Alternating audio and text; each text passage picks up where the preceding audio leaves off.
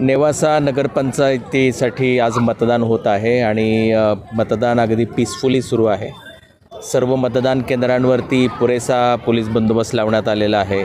त्याचबरोबर जी 100 मीटरची रेखा आहे त्या ठिकाणी पण आपण पोलीस बंदोबस्त विशेष करून ठेवलेला आहे, जेणेकरून मतदार सोडून इतर लोकांना या ह्याच्यामध्ये प्रवेश करता येणार नाही. जिथून मतदान केंद्रामध्ये आत प्रवेश करतात त्या ठिकाणी मतदार आहे का याची खातरजमा करूनच आतमध्ये सोडले जातो.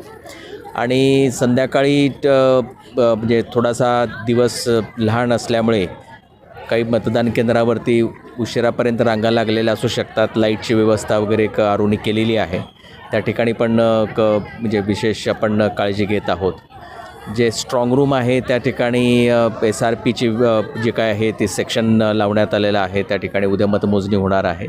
आम्ही सर्व जे काही आहे आमचे बंदोबस्त जे आहे तर ते सर्व तयारीनिशी आम्ही सज्ज आहोत.